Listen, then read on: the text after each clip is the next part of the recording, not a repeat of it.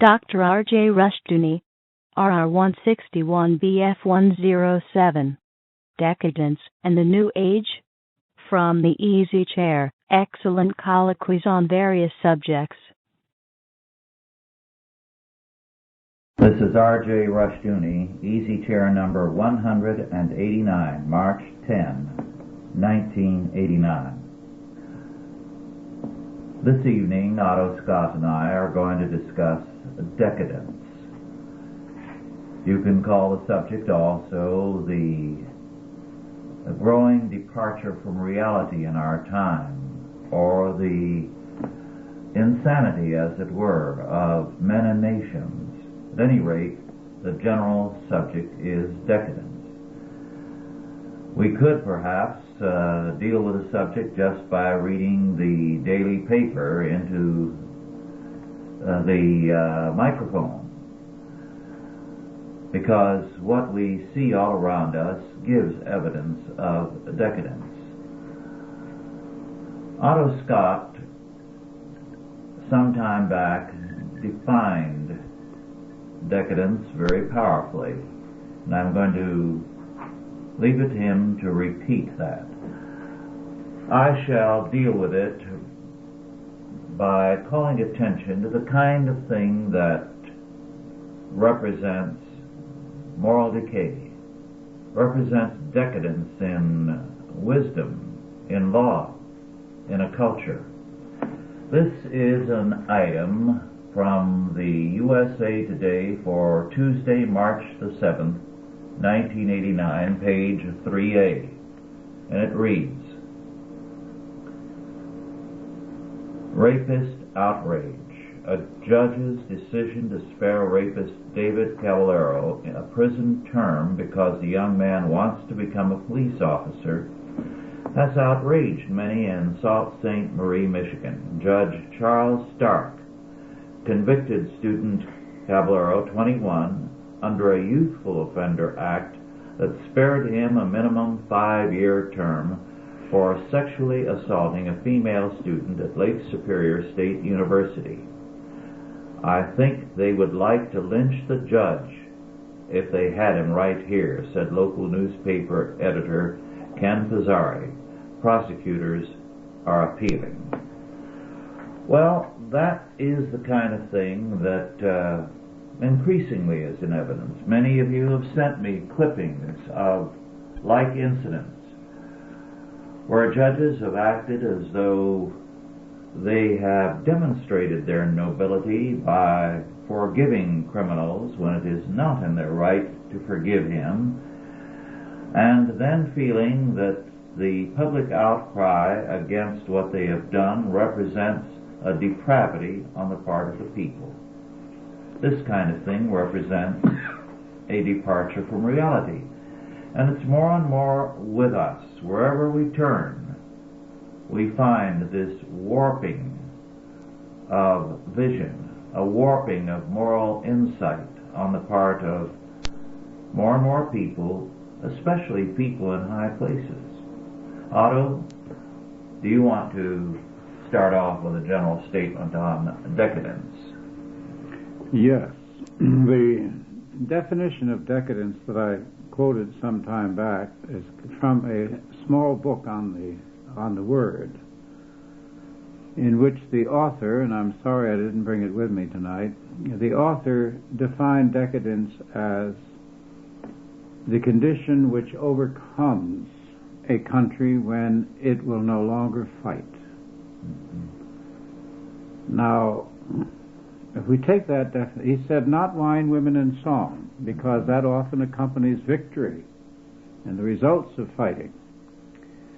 If we were to take that definition and step back a bit and look at what Kennedy, the historian, called the rise and fall of great powers, and in our time, the greatest power to fall has been the British Empire. And you and I were young. Most of the map was salmon pink, representing the possessions of the British Empire. A British, very small island with a relatively small population, controlled almost 1/3 of all the people in the world, the largest empire ever known to history. It succumbed to decadence, even though it fought well in World War II, the last major war in which it was engaged. But the ruling class succumbed, not the people. The ruling class succumbed, and it's very interesting now to compare their attitudes, let us say, from 1885 to 1910, with the attitudes of the American ruling class today. They didn't want to pay for defense. They didn't want to expand or maintain the Navy. Churchill and Lord Fisher had a terrible struggle to get them to switch the Navy from coal to oil, although that was obviously the coming thing. In order to stay up with Germany, they had to do it, or they were forced to do it. They did it very reluctantly. They also refused to do anything about the steady diminution of their productivity, the loss of their heavy industrial sales around the world, and the influx of foreign goods that came in. They refused to do anything about the fact that they could no longer feed themselves, and they refused to put up a tariff wall to protect their agricultural interests.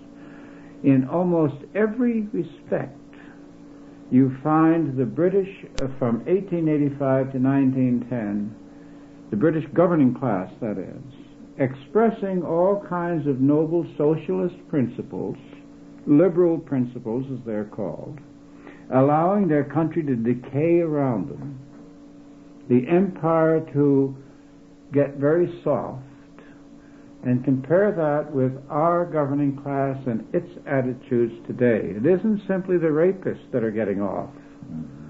Lots of people are getting off. Yes. And in the meantime, we're sliding. Yes. When we were young, as you mentioned, the saying was, the sun never sets on the British flag, and it was true. I think one of the most horrifying stories about its collapse came shortly after World War II.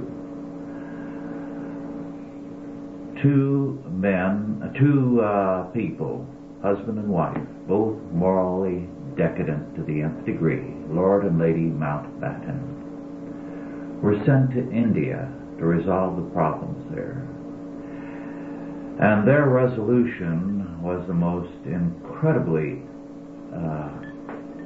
wrong-headed one imaginable, and it led to the murder of millions of people as independence was granted and India was divided.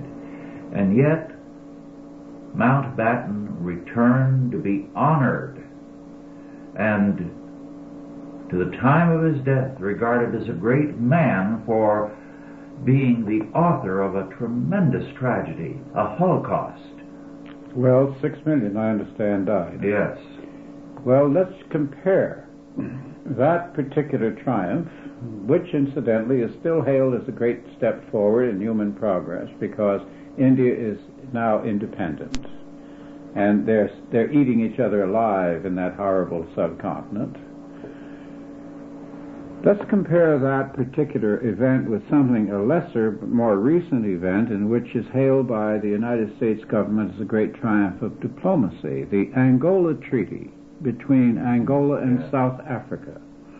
We pride ourselves on having played the part of a broker in that treaty. The South Africans who have been supporting Savimbi in this fight against the Marxist government of Angola South Africa has agreed to curtail all support to Savimbi. It also agreed to pull all its troops out of Angola within a 6-month period.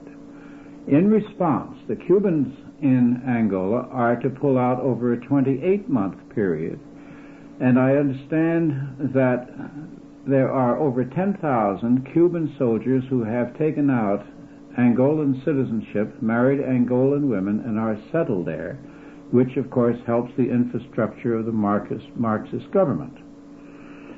In addition to this, the South Africans have agreed to pull out of Mozambique, which is now called Namibia by our press, or it used to be called Southwest Africa, which is very rich in mineral resources. So, and who agree to free UN-conducted elections in Mozambique, which will be dominated, as everyone knows, by a Marxist group called SWAPO. So Mozambique, which is next door to South Africa, will go communist. Angola, which incidentally an American oil company has been providing the Angolan Marxist government with enough money to pay the Cuban troops, with the blessings of our State Department and our White House. Now, on the face of it, this looks like a very strange treaty for South Africa to make. The treaty was signed, by the way, in New York. Chester Crocker, Under Secretary of State of the United States, was the arbiter. The Angolan diplomat who signed for his government took occasion to issue a long diatribe against the United States, which was not covered by our press. Instead, Chester Crocker was praised. I'm not sure that he got a medal, but I'm sure he got something. And many editorials appeared on the wonderful peace that has now been brought to Southern Africa. But my friends from South Africa tell me that something entirely different has taken place. What they say is that when we applied sanctions against South Africa, the Soviet bloc and the Soviet Union did not do that. They abstained. They don't have any embassy in South Africa because, of course, they say they're against apartheid, and we all know how much the Soviet Union is in favor of human rights. They're famous for it. In any event, they, instead of applying sanctions against South Africa, they increased their orders. They increased the business they're doing. Then they came to the South African government sotto voce, or behind the scenes, because the two countries have always collaborated with one another on the metals market scene internationally, and said, we will stop supplying money to the African National Congress. We will no longer send arms or ammunition into the black revolutionaries of South Africa if you will cooperate with us in all your international dealings instead of the West. The South African government, my friends say, have agreed because they say the United States is the greatest double-crossing nation in the world. They came against us, although we have been a loyal and faithful ally all through the years. They drove us into the arms of the Soviets, and at least if we make a deal with the Soviets, we can stay in power, the blacks will not take over, and we can get an extension on our survival.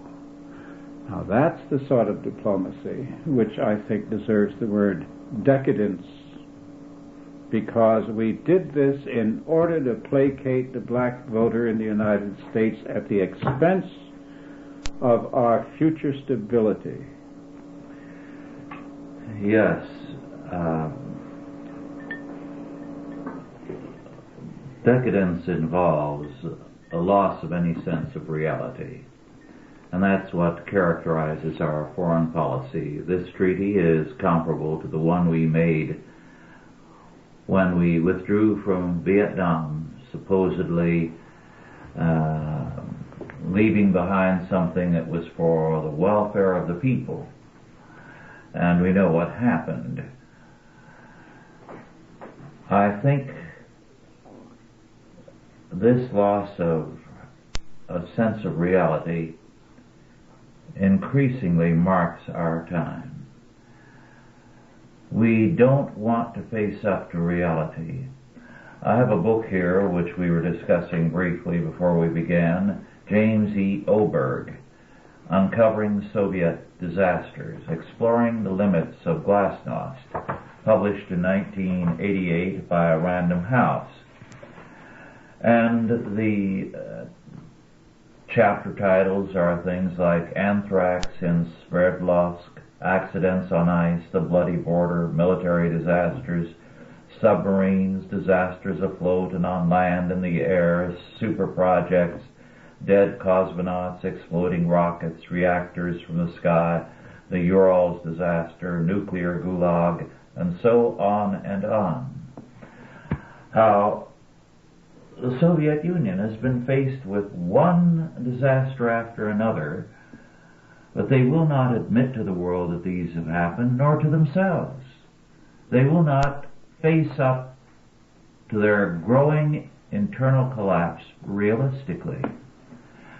And if it were not for us propping them up, they would collapse.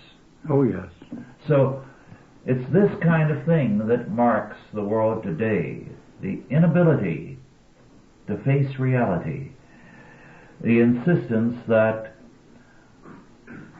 their pronouncements are the reality, not what has happened.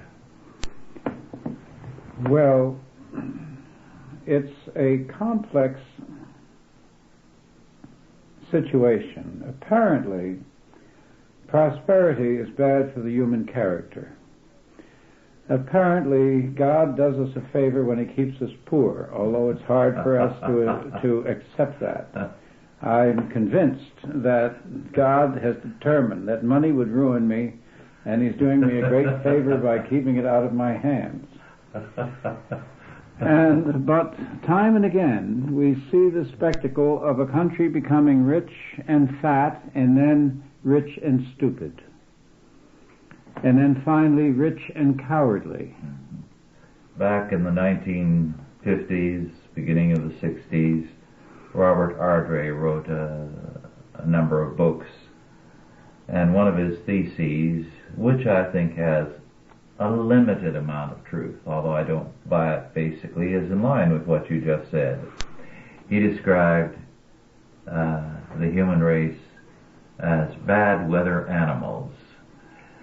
In other words, they thrive best in bad weather. I agree. A good observation, because it's only against something that we develop our strength. Mm-hmm. And when people become very comfortably situated, the first thing they worry about is keeping what they've got. Mm-hmm. And the next thing is to being secure, and then to being safe. Well, let me add parenthetically, I'm afraid that Chalcedon is overloaded with character.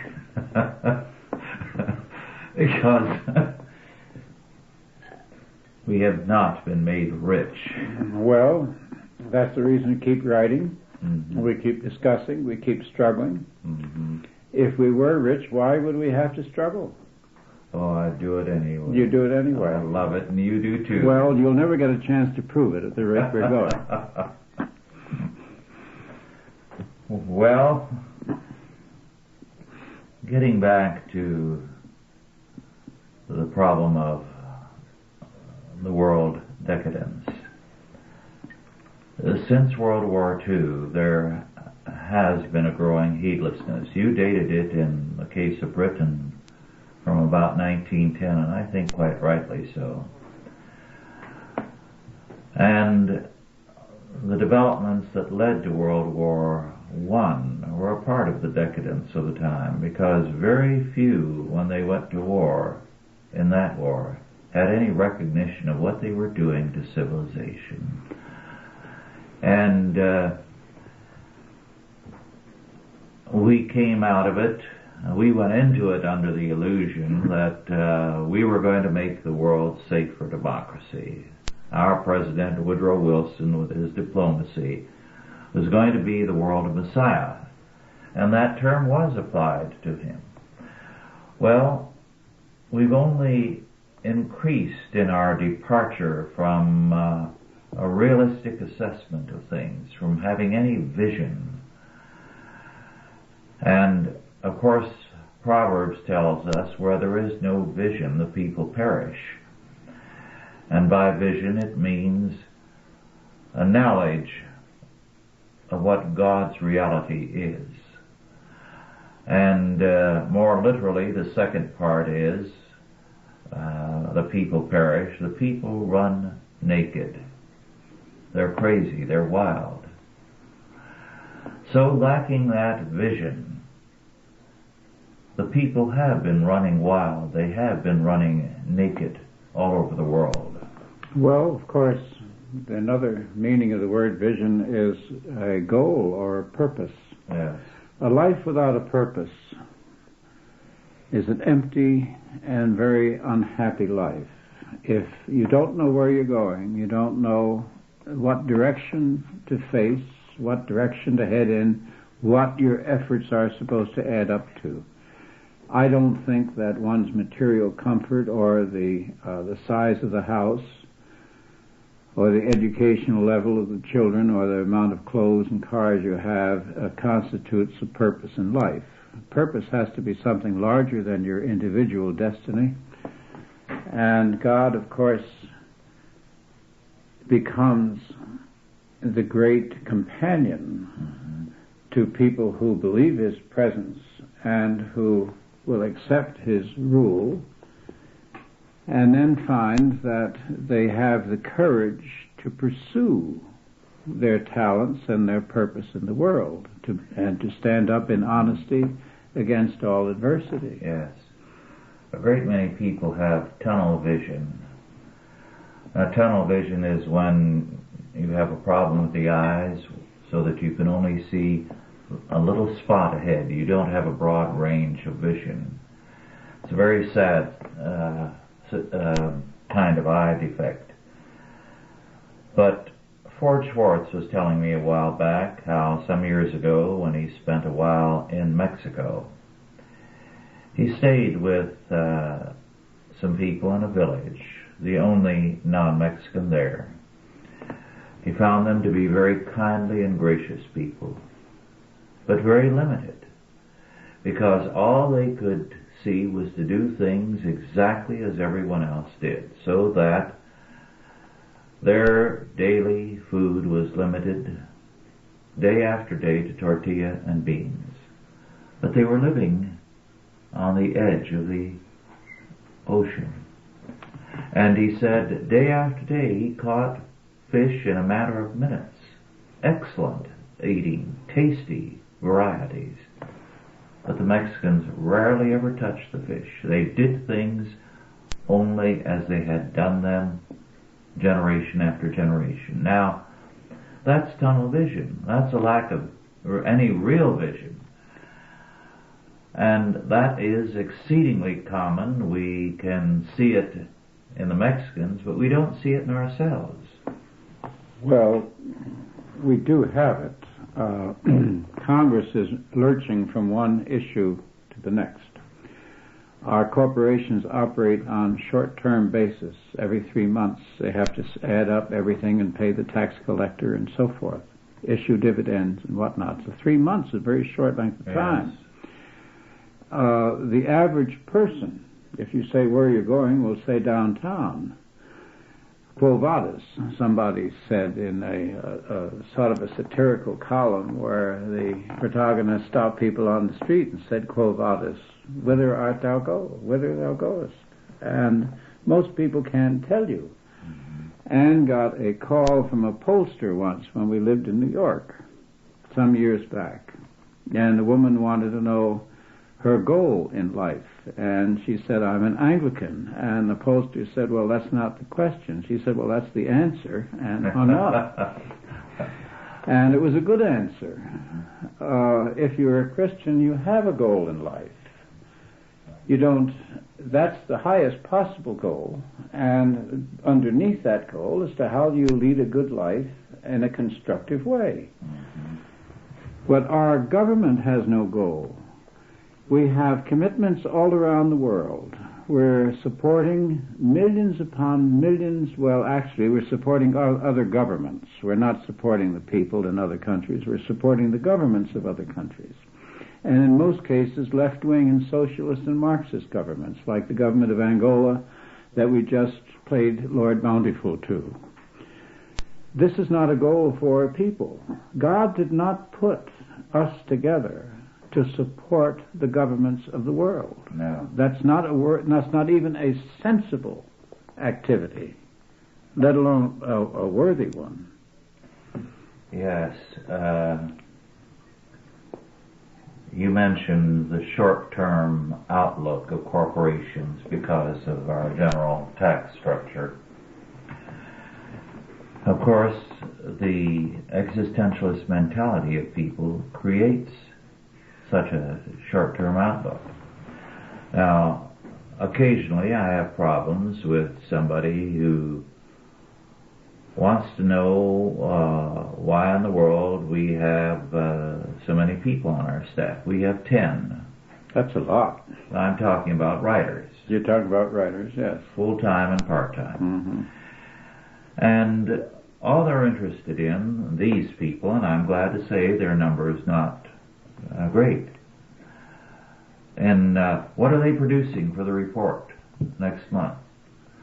And I tell them, well, some of these people are working long range on writing projects, and this is the way we want it. And some of us are working both long range and short range in terms of providing something for the monthly report. But they can't see anything long range. That is meaningless to them. And they make this kind of demand of their churches, of their civil government, of everything. It's the kind of mentality that leads people to demand of a pastor, as one pastor told me, what are you doing for us senior citizens? And in another instance, what are you doing for the teenagers or the college age? As though the function of the church is to meet the needs of people rather than people submitting themselves to God to be used by Him. We have this type of existentialist mentality in which we are the center. And of course this leads to decadence, because no man is fit to be the goal of his own life. Well, that's true. And going back to the manifestations of decadence, in the case of the author I mentioned, cowardice, mm-hmm. or refusal to fight for your country, when a country refuses to fight for itself. Mm-hmm. This was, of course, as you recall, the classic judgment on ancient Greece, in which the historian said they sought security. In order to attain security, they sacrificed honor. Having sacrificed honor, they lost courage. Having lost courage, they lost everything in the end. And he said, in the end, we can sum it all up as a failure of nerve. Mm-hmm. Now, a failure of nerve reflects itself in very different ways. A failure to take unpopular positions, even though you know that they may be correct, is a failure of nerve. The judge's failure was an attempt to actually curry favor with the liberal community, and he made a mistake in this particular case of this particular rapist. The community was not in favor of that. But our judges in general are political judges, political lawyers who sit on the bench, who rule according to what they consider the prevailing trends in the community. Yes.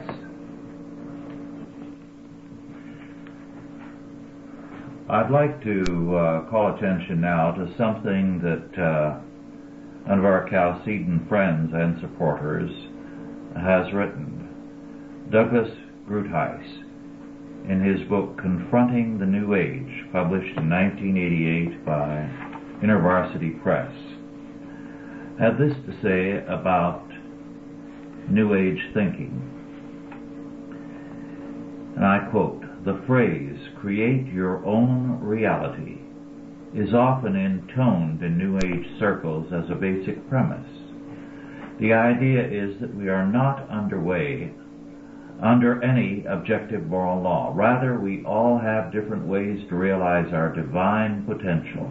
And since all is one, or monism, we can't slice up life into categories like good versus evil. That is too dualistic. We must move beyond good and evil in order to realize our full potential. A supposed spirit guide named Ramtha teaches that God, of which we are all a part, is neither good nor bad. God does not judge. No one sins. sins, and there is no need for forgiveness. Ramthal continues, every vile and wretched thing you do broadens your understanding.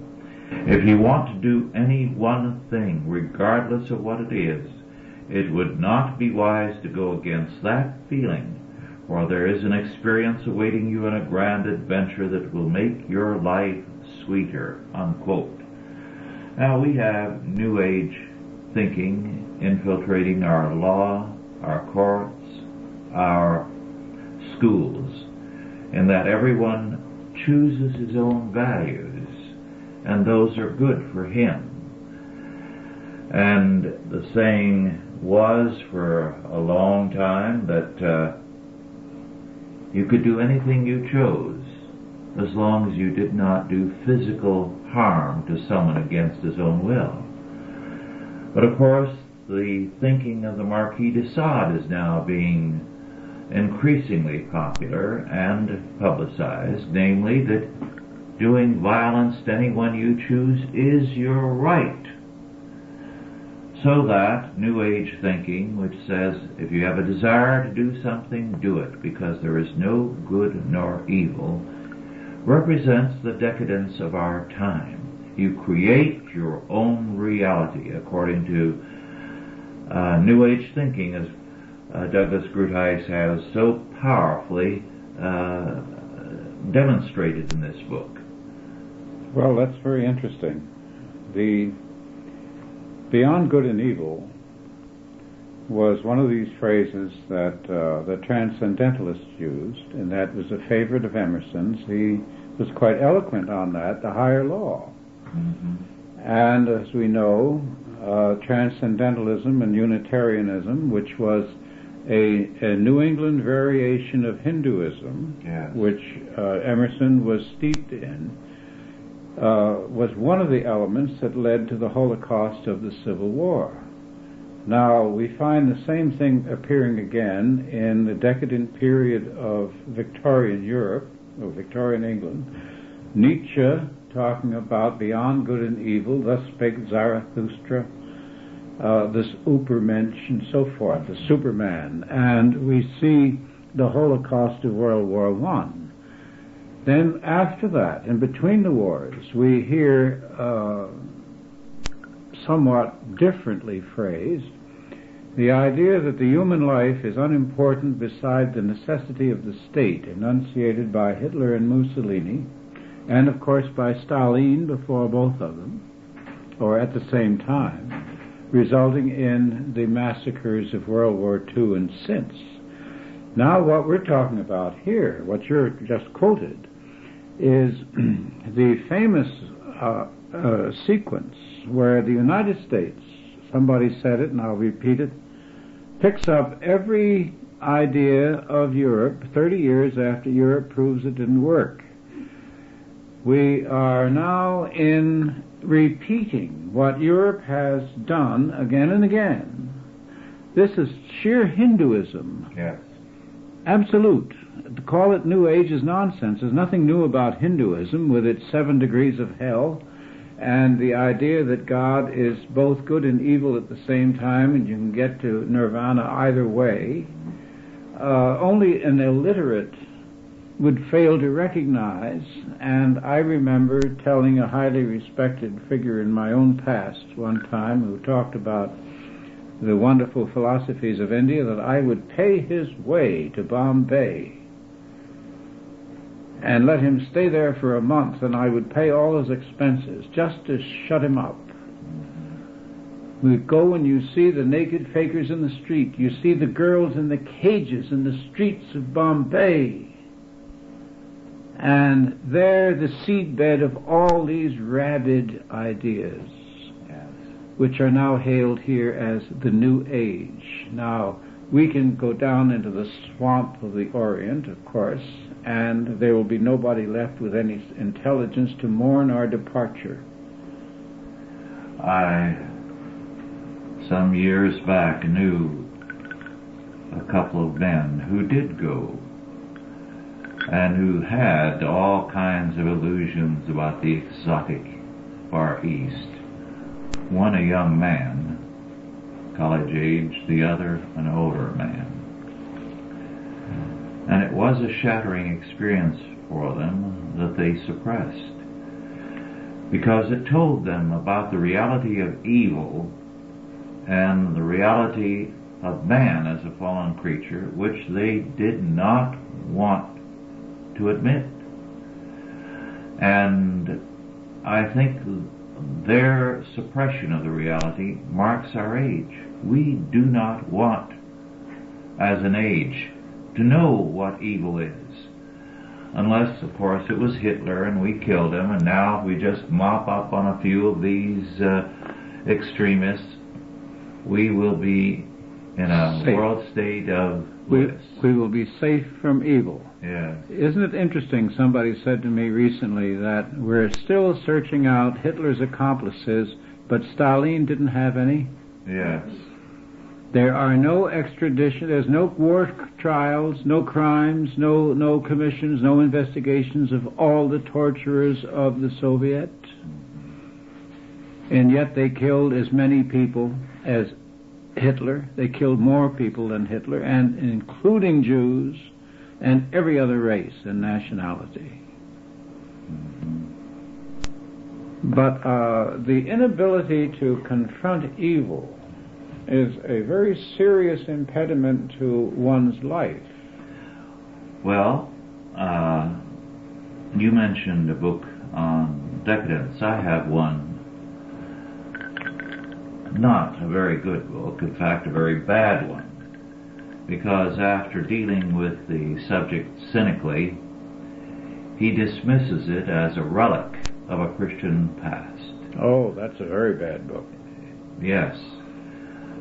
So he says it is impossible to define decadence, because for him, of course, there is no such thing as good nor evil. And since all things are equal and all things are acceptable, to use the term decadence is to think mythically. Well, if that's the case, we wonder how he defends himself and his family.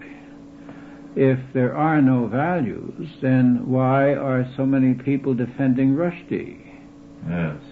What is all this nonsense about free speech when a particular oxen is gored? Yes. Out of the whole herd, there's only 2 or 3 sacred oxen. We really can't get too noble about the Indians, you know, because we've got some taboos walking around of fearsome size. Well, the New Age thinking, which of course is, as Grutais points out, and as you did, Far Eastern Hindu thinking, says create your own reality. And these people are creating their own reality, and they are denying the validity of your and my idea of reality and of good and evil. Oh, yes. So that there is only one reality, and it is that which we affirm. I was very interested recently in a letter from Phil Spielman, a superb letter, like almost everything he writes. And he described going to one of these intellectual soirees in Berkeley. And the question of the greatest evil of this century came up, and of course it was not Stalinism, not even Hitlerism. It was, this woman told him very intensely and earnestly, fundamentalism. Fundamentalism. Fundamentalism. Has anyone ever defined it? Well, for her, of course, it was obvious. It was a belief in good and evil.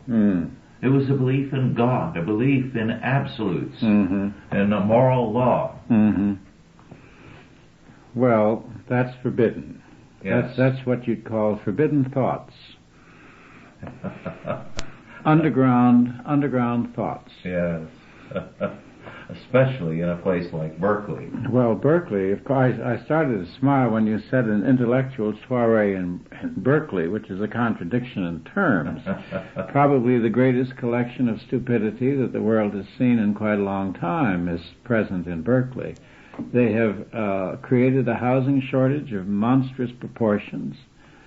It's a seething mass of racial, ethnic, and religious hatreds. How the school maintains its reputation is a matter of wonder to me. I seldom hear of anything intelligent coming out of it. Well, Harvard and Yale and all the other schools are no different. They're all competing to excel in the same kind of decadence. They all have a very high reputation amongst the elite journalists and the governing class. Mm-hmm. But I fail to see any evidence of superior scholarship coming out of them.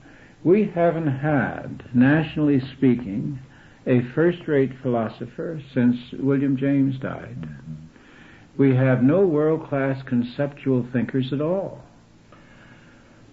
That is in the academic community outside of the church. That's about it. The academic community is gnawing on its own tail.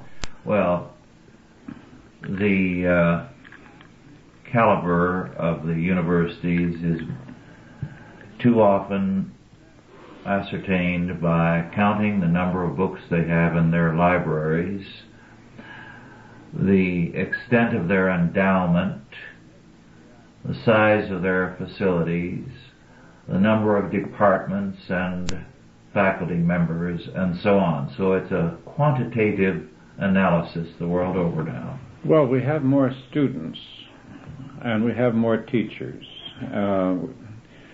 Spain went this route. It had more churches and cathedrals, nunneries and monasteries, schools, than any other country up to that time in the history of Europe.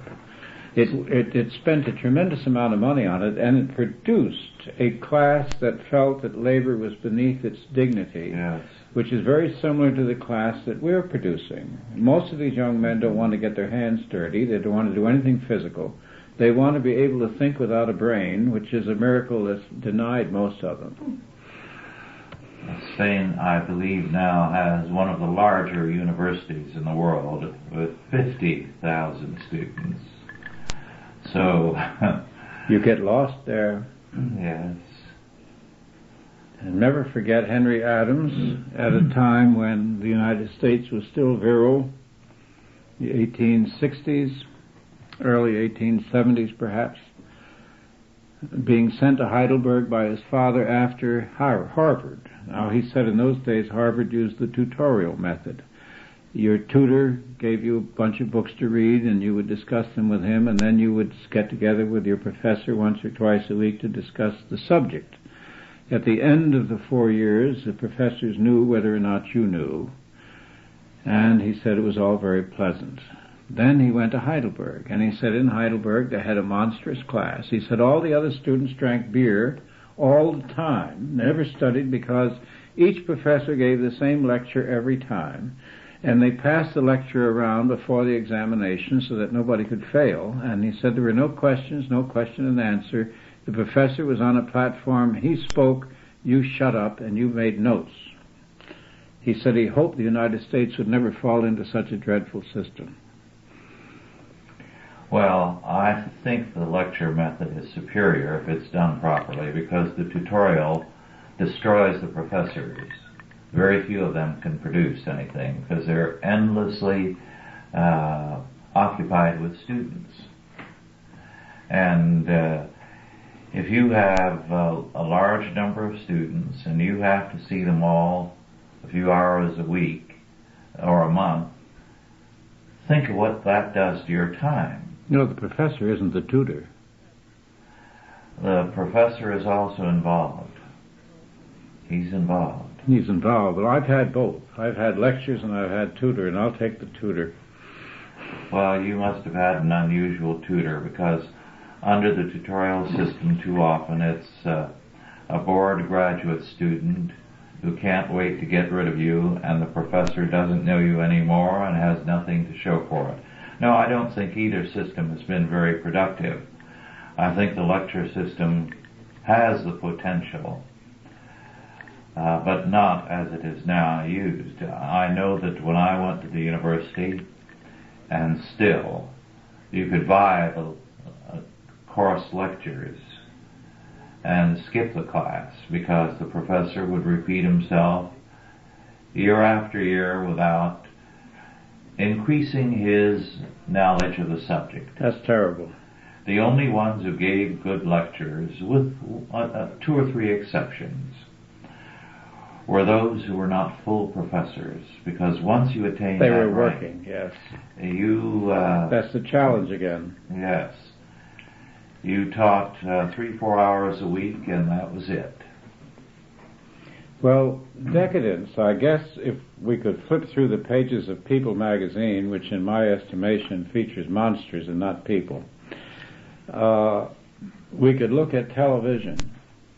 We could see decadence in action. We can see the collapse of values in action. I heard a discussion today on the Crossfire program with Braden, Pat Buchanan, and a couple of other people. It seems that this actress who calls herself Madonna, which is the mother of Jesus, has made a dirty commercial for Pepsi-Cola. And the original head of People for the American Way, which apparently believes that Christianity is not part of the American way, was defending it as perfectly fine. A minister was in there agitated about it. And what Podella, I think the man is from the American Way, and he could not see why anyone should be offended. I believe she did a tape for videos in which she parodied the crucifixion and more, and then Pepsi-Cola killed her commercial, which they'd paid $5 million for. Really? Because they were afraid of the kickback, and rightly so. Well, then I misunderstood the subject under discussion, because I thought they had... I may be wrong on that, but that was the impression I got. You may be right, too. So disgusted with the news account of it that I may not have listened too carefully. Well, obviously things are going by the board. Yes. Somebody else said to me that the lines, the categories, appear to be dissolving. Now, this fits in with your earlier comments on the lack of character involved in decadence, because decadence can see, if it sees no good, it can also see no wrong. Well, if you create your own reality, you no longer live in a real world. It used to be a joke when we were young about the insane, and I'm told that there were a fair number in institutions who thought of themselves as Napoleon. And that was a departure from reality, creating their own reality. And that's what our world is doing today. Well, we've created the reality of a great superpower, impregnable, capable of, in the classic phase, we've got enough nuclear bombs to destroy the world. Well, we've got enough bullets in any arsenal to shoot to death all the people in the world also, but it doesn't mean that we have the capacity to use them. Yes. Well, the way out of decadence, I think, is what we ought to deal with before we finish. And of course, in general terms, the answer is a biblical faith, Christianity. And I do feel that the growing evidence of a virile Christianity gives us the first ray of hope in this century. John Whitehead has said that by 1952 the Supreme Court decided that Christianity was dead, and they could begin dismantling the Christian structure of the United States, and proceeded to do so. But what has happened, and it came as a shock in the 70s, was suddenly to find a very real return to the faith. In particular, so many of the young. The interesting thing is that out of the student riots of the 60s, two directions were taken by those who were involved in it. A fairly large number went into teaching and now dominate our universities and grade and high schools, or went into civil government. So that we find the state, both in its schools, bureaucracy, and elective offices, pretty well covered by these 60s revolutionaries. But a sizable number became Christian. And they are exercising an increasingly strong and real influence in the churches and in the country. Well, revolutionaries that sought sanctuary on the civil service are somewhat amusing. Of course, they're mischievous and they're misleading many of the young. Mm-hmm. But they're not always effective in teaching the young what they think they're teaching, because the people are apt to go by what they see more than what they hear. And the failure that the state schools have become from coast to coast is evidence of that, and it is driving an increasing number of people into homeschooling and Christian schools. 35% of the population as of about a year and a half ago. So we're seeing some things take place that don't get reported in the daily paper that indicate there is a change underway. Well, you know there's a change underway because satirical skits that at one time created great laughter are now creating indignation. If Sinclair Lewis were to bring out Elmer Gantry today, he would have a much different reaction from the audience than he had in the early 20s. Yes, and it was some years ago that the film Elmer Gantry was made, and there was no outcry whatsoever. There's no reaction at all. No. Now, a film like that would indeed bring about a major protest. Yes. So there is and again, it is the business of the challenge and the pressure. The Christian revival is in large measure, I'm sorry to say, due to the enemies of Christianity who are waking us up. Yes. And we go back to Paul Gottlieb saying that he's surprised at how easily the wasp was pushed off the stage. And my reflection later, that's because he didn't know there was a war. Once people realize that there are forces out to push them off the stage, why then there is an entirely different reality emerges. Mm-hmm. Yes. We have more Christians here than anywhere in the world, better educated, in better circumstances, with more instruments at their disposal. And more vocal. And anyone who thinks that they're going to fade away has got another thought coming. Yes, it was assumed before the last election that the evangelical vote was finished. But to the shock of many, it was very much in evidence and determinative. Even though they didn't have a candidate, they still were felt. They can no longer bypass it. I think the result will be that the hostility and the attack will increase. But I think the resistance will also grow, and we shall see some dramatic turnarounds before the century is over in about 11 years. Well, the Reformation in the first place came out of the most decadent stage that Europe at that time had ever reached. Yes. It was absolutely at the moral bottom when the Reformation arose. Well, I think we are in the midst of a Reformation, but unlike the Reformation and Counter-Reformation, it deals with more than the changing of the structure of the church. Yes. It's this time changing the structure of life across the board. The whole world. The whole world. The whole world is what is, because McLuhan was right.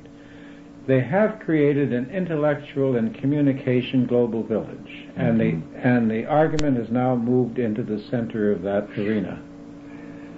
Well, it's an exciting time in which to be alive.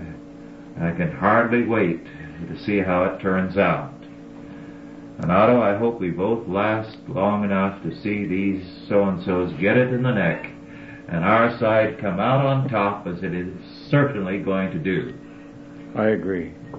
Very good. Thank you all for listening. Authorized by the Chalcedon Foundation. Archived by the Mount Olive Tape Library. Digitized by ChristRules.com.